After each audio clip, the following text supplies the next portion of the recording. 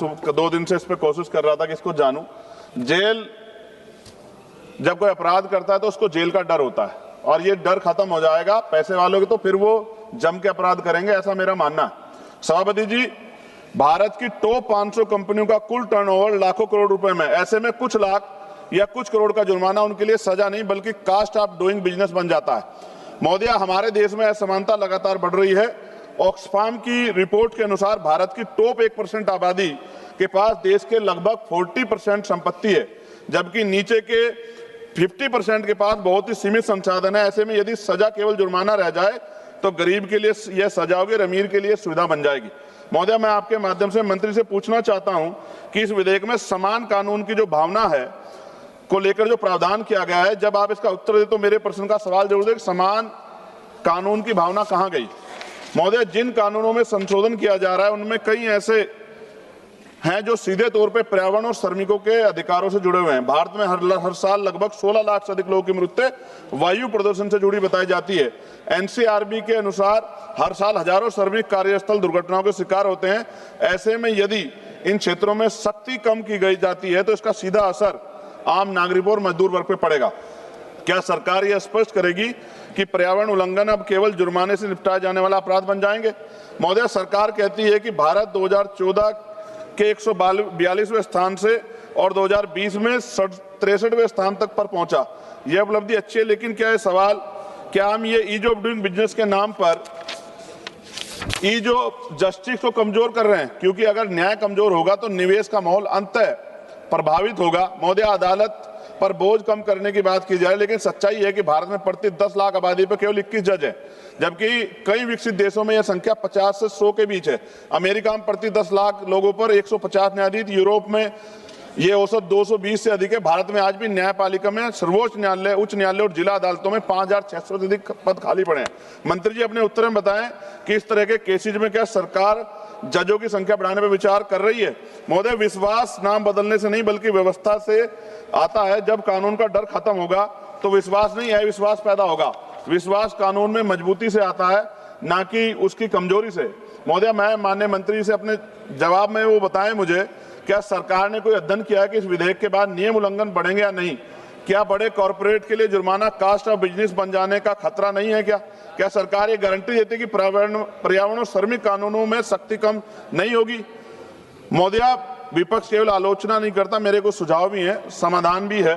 बार बार उल्लंघन करने वालों पर सख्त दंड, जुर्माने को टर्नओवर पर आधारित किया जाए, पर्यावरण और श्रमिक कानूनों में सख्ती बरकरार रखी जाए और न्यायपालिकाओं में जजों की संख्या बढ़ाई जाए।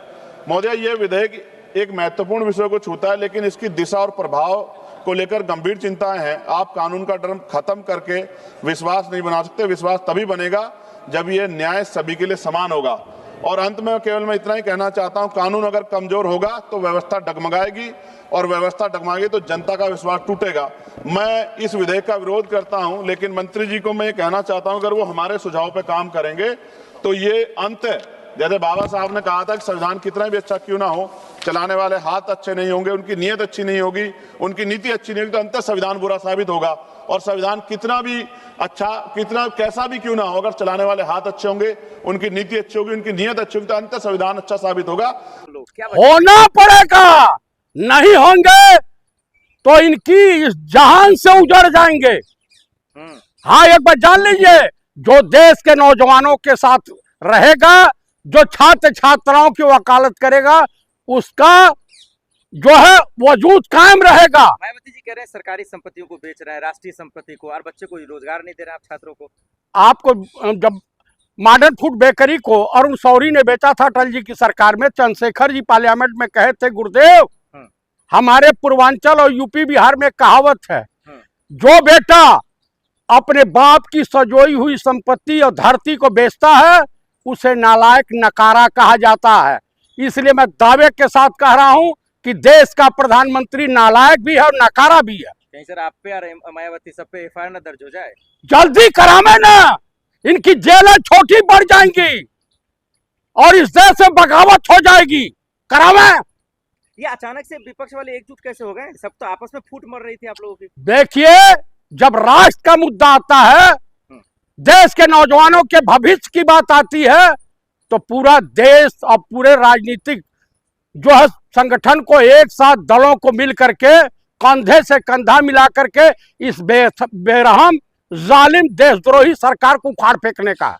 ये सरकार संभाल नहीं पा रही है। ये सरकार फेलुअर भाई, मुश्किल से 10वीं पास, देश का पीएम, तड़ीपार देश का गृह मंत्री, महान झूठा देश का रक्षा मंत्री जो सरेआम बेशर्मी से झूठ बोलता है। तब बताइए सब जो है भारतीय जनता पार्टी को भारतीय बलात्कारी जनता पार्टी कहा जाता है। अरे तो कावड़ियों पे फूल बरसा रहे हैं। हाँ, कावड़ियों को पे फूल बरसाएंगे और देश की जनता और छात्र छात्राओं पे लाठियां चलवाएंगे, स्कूल बंद करवाएंगे। यही तो है इनका कि अनपढ़ रहेगा इंडिया तो भाजपा के झांसे में आएगा इंडिया। फूल बरसने के बाद में कावड़िया पुलिस को निकाल निकाल कर मार रहे हैं और वो बढ़िया काम कर रहे हैं। अभी तो उनकी बारी है, उसके बाद भाजपाई विधायक और उनके नेताओं की बारी आएगी। ऐसे मन बढ़ा रहेगा तो धर्म की आड़ में जय श्री राम सुबह शाम 100-100 ग्राम। मैं कावड़िया कह रहे हैं कि योगी से बढ़िया कोई सरकार नहीं। अब तो योगी जी आएंगे उत्तर प्रदेश में, बाबा ने पूरी सड़क दे दी। मैं आपको बता रहा हूं कि भूतो न भविष्यते, योगी नहीं आने जा रहे। बनारस गए थे, पूरी कुर्सियां खाली थी। अरे जैन जी पूरे देख रहे हैं कावड़िया पूरा मेरा। अरे वो जैन जी हैं, देश के आवारा लुच्चे लफंगे हैं, कावड़िया नशेड़ी है। देखिए भोले बाबा जो है भगवान शिव जो है, उन्होंने अगर विस्मान किया था तो जगत कल्याण के लिए किया था। आई लोग तो अपना ही नाश कराने के लिए गांजा भांग चरस पी रहे हैं। इससे शिव खुश होंगे। नेता पकड़ा गया, कार्यकर्ता चरस बेचते हुए कावड़ियों को। हाँ, तो उसमें धर्म का धंधा है, हर पढ़ा लिखा अंधा है। हाँ, कौन बढ़ा रहा धर्म का धंधा? ये बीजेपी आरएसएस आए तो हैं, साधु महात्मा आए हुए हैं चंदा चोरी के खिलाफ, चढ़ावा चोरी के खिलाफ नहीं है। ज्ञापन तो दे दिया पीएम आवास में। तो दे दिया तो पीएम सुनेगा कहाँ, वो मिलवा नहीं करेगा। और ज्यादा ये लोग कहेंगे तो मार लाठीन बुढ़ापा खराब कर देंगे सब। जनता की ताकत से बढ़ गया सरकार की ताकत। देखिए ये पुलिसिया गुंडई के बदौलत, और आपको मैं बताऊं कि आज पुलिस प्रशासन पर भी लोग हमले कर रहे हैं इनकी सरकार में। इतने अहंकारी क्यों हो गई ये सरकार? ये सरकार अहंकारी हो गई कि देश का हिंदू मूर्खता की पराकाष्ठा को पार कर गया। अब आप लोगों की बात को मायावती, चंद्रशेखर, तमाम लोग एक सुर में बात कर रहे हैं। हाँ, करना पड़ेगा भाई, अगर वजूद को कायम रखना है तो करना पड़ेगा। आप लोग मायावती का साथ दे रहे हैं?